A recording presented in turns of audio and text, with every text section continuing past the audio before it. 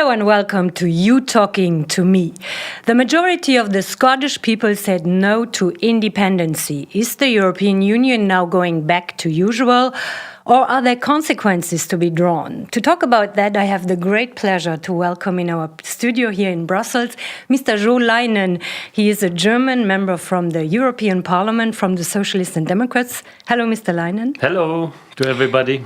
And we have Olivier Hanrion. He's a journalist from the Belgian partner from RTBF. Hello. Hello. Olivier. Bonjour. On the phone, we have Andrea Diez joining us from Spain, from the Spanish partner of Euranet Plus, Castilla y Leon es Radio. Hello. Mr. Leinen, were you relieved that the Scottish people said no? I had some sympathy for this movement to be more respected in Great Britain and in Europe. The Scottish have an own culture, they have their own identity, and they feel a bit neglected by the central state in London. But at the end, of course, it would have been a lot of consequences for Europe. If Scotland gets independence, one could imagine that encourages other regional movements to get the statehood and independence as well. So I assume you were a little bit relieved. You were one of those who said, though, that it wouldn't be a problem if Scotland could join the European Union in case of independence. You are a member of the Constitutional Committee in the Parliament.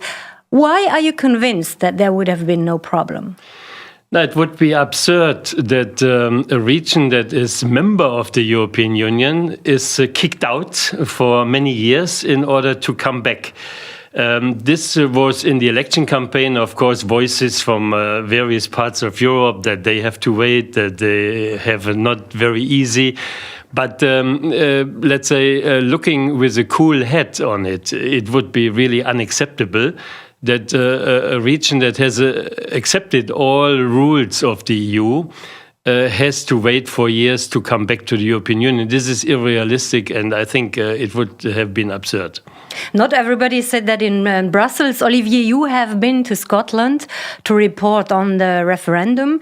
Many people also on Facebook and Twitter said that this procedure was good for democracy. No, do you agree? Definitely. It was amazing, actually. Debate was everywhere. It was in public transport. It was in pubs, in the street, at home, at workplace. Everybody was discussing about what would be the future of Scotland, how it would work if Scotland would be independent, or how it wouldn't work. And actually the debate was present for everybody. I saw 16 years old people who were allowed to vote for the first time, 16 years old and 17 years old, who were as passionate as the old retired fishermen I also met in the north of Scotland. And they were all very, very much aware of what would be the issue. That was amazing. Actually, there is also two other signs of democracy I would raise is after the referendum, lots of people got involved into the campaign, but after the referendum, lots of people wanted to commit themselves even further and join a political party. I only have figures for the SNP, the Nationalist Party, or the Green Party. Both parties were in favor of the yes, but it seemed the SNP, for instance, was from 25,000 members to now 43,000 members, which is amazing. And the last issue that made me say that it's actually very good for democracy is that everybody was discussing issues that were so-called boring issues, such as Europe. Europe was at the heart of the discussion here. As you mentioned, would they be member of the EU or not?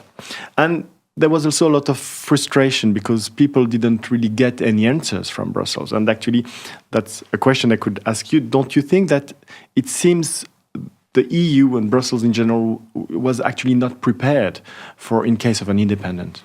Absolutely. The treaties don't tell you anything about the separation of a member state. So that was not in the vision of the founding fathers of Europe, that nation states are splitting up in different parts.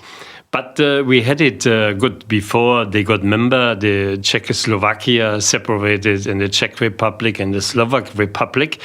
And I think the Scottish experience tells us that we now have to discuss what happens if a region gets an independent state, are we really kicking them out of the EU? I don't think this is a good idea. And we in the Constitutional Committee of the European Parliament, we will have that debate in a few weeks. Now, we actually have to look at the consequences of the referendum in Scotland. We have to ask who is next, and that leads us to Andrea, to Spain. The Catalans could be the next ones. Andrea, I'd like to include a comment from our Facebook page. It's from Valérie Xavier Lenz. He wrote that the referendum in England shows that a debate on independence can take place without the drama, and that the Spanish government is fueling independentism by refusing the same kind of referendum in Catalonia. Do you think he's right, Andrea? Honestly, I don't think so, because it's quite complicated, the situation here, because, for example, a few months ago, there was a change in the monarchy, and it was made very fast. There was no time to present a referendum of some political parties wanted to decide if we want to follow with the monarchy or the republic. So either the rest of Spain doesn't understand that now Catalonia wants to have this kind of referendum to know if they want to stay in Spain or to be independent. So there are a lot of different opinions about that, and nobody thinks that is going to be a problem of to rest freedom to the people to decide. Okay, thank you, Andrea. I assume this week there's going to be a decision on whether this referendum would be legal or not. Yeah, it was. We have to wait this week. Maybe on Thursday or on Friday, we have the Constitutional Court that have to say if the referendum is legal. But everything looks like it's not going to happen. So if Artur Mas, the president of Catalonia, wants to follow the referendum, it's clear that it's going to be illegal. Okay, Mr. Leinen, do you think there is a parallelism between Scotland and Catalonia? Yes and no. Yes, because in Catalonia you have the same regional culture and identity. They even have their own language. No, because in Great Britain there was a consensus between the United Kingdom and the government in Scotland that the referendum could take place and that both would accept the outcome. In Spain, as we just heard, is a big conflict between the central government in Madrid and the Catalonian government. So this is much more complicated and not so clear. Could Catalonia be a member of the European Union, such as Scotland could have been? No. That is clearly, we have to differentiate between a peaceful separation and a secession. I think a secession that is illegal would not be welcomed by the European Union. So I think that is a conflict that has to be settled in Spain and cannot be solved in Brussels. Okay, Olivier, let's come to Belgium. What's to be expected in Belgium? The Flemish separatists, they seem to have the strategy to go in the government and to get what they want from there, rather than to ask for separation. So is there a referendum to be expected in Belgium? A referendum is not foreseen in Belgian constitution, so there wouldn't be any referendum, at least in the next 5, 10, 6, 20 years, I don't know. You need a change in the constitution. And another issue, as you mentioned, NVA was the party who came first in the last general election in Belgium, and was a party who was always promoted an independent Flanders, seems to have this question of an independent Flanders not as high on its agenda as it used to be. And it's also the case because Belgium is a federal state, and there has been many transformation into the states into Belgium, and Flanders has now much more power than Scotland even have.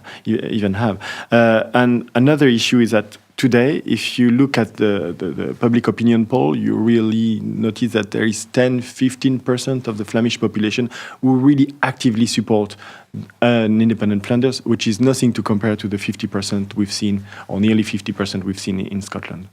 Okay, we are almost at the end. Last questions comes from Evan O'Connell from Facebook. He wrote that Scotland staying in the UK is good news for the referendum to be held on a possible exit of the country of the European Union. What do you expect on that, Mr. Leinen? Is that good news for the referendum? The Scottish no?